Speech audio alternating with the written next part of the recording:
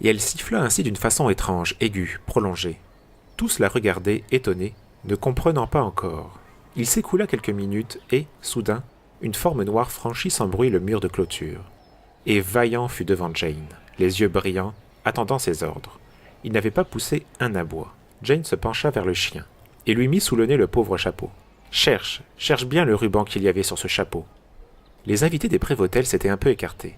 Le chien renifla le chapeau, puis le sol, et lentement il alla de l'une à l'autre des personnes présentes. Gaëtan fit un pas en arrière. Mais déjà Vaillant se dressait, mettant ses lourdes pattes sur les épaules du jeune homme, qui n'était pas très rassuré. « Vous feriez mieux de donner ce ruban, » fit Jane avec calme. « Sans cela, Vaillant pourrait vous déchirer votre pantalon. » Fou de rage, Gaëtan dut s'exécuter et sortit de sa poche le pauvre velours bleu tout chiffonné. 12 regards étaient sur lui, pleins de réprobation. Pour la première fois, on donnait raison aux clercs et leur ennemi perdait de son prestige. Jean de Prévôtel ne s'occupait plus que de Vaillant. Il est extraordinaire ce chien, un vrai chien policier. Je l'ai vu en pleine forêt faire des choses extraordinaires. C'est un chien canadien qui appartenait à un sergent de la police montée. Jane caressait doucement la grosse tête. Il pourrait tuer quelqu'un ? Oui. Elle regardait loin derrière elle.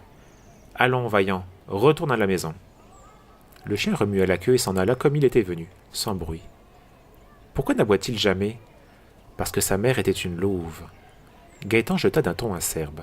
On ne devrait pas laisser en liberté une bête comme ça. Mais c'est la meilleure bête du monde. Doux comme un mouton, affirma Denis, car le brave chien s'était déjà attaché à la famille Claire. Jacqueline, sentant que l'atmosphère devenait orageuse, entraîna ses invités vers le lac. Venez faire un tour de promenade jusqu'à Ivoire. C'était une journée splendide. Le soleil éclairait la rive suisse et ses maisons blanches entourées de grands jardins.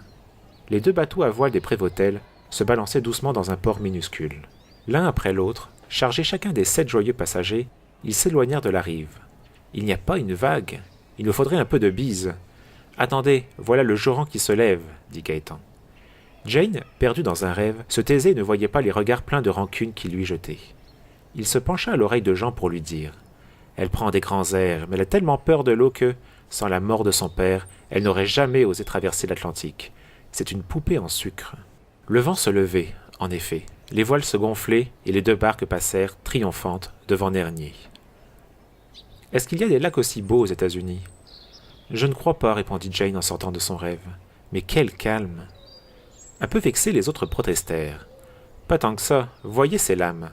Et puis attendez qu'il y ait une belle tempête, c'est effrayant. » Elle regardait la côte suisse. « Vous n'êtes jamais allé là-bas, à la nage ?»« 4 kilomètres à la nage, ricanait Gaëtan. Je voudrais vous y voir. » Jane venait d'être un peu enrhumée et on ne l'avait pas encore vue se baigner. Alors tout le monde pensait qu'elle avait vraiment très peur de l'eau. « Prenez garde, continua Gaëtan. Le bateau penche beaucoup. Tenez la banquette à 2 mains. Sans ça, vous pourriez passer par-dessus bord. » Elle ne lui répondit pas, mais elle se leva et alla paisiblement se jucher, toute droite, sur l'avant-pontée du bateau. « Tu es folle !» crièrent les 5 clercs. De grosses vagues accouraient, produites par l'un des gros vapeurs faisant le service du lac.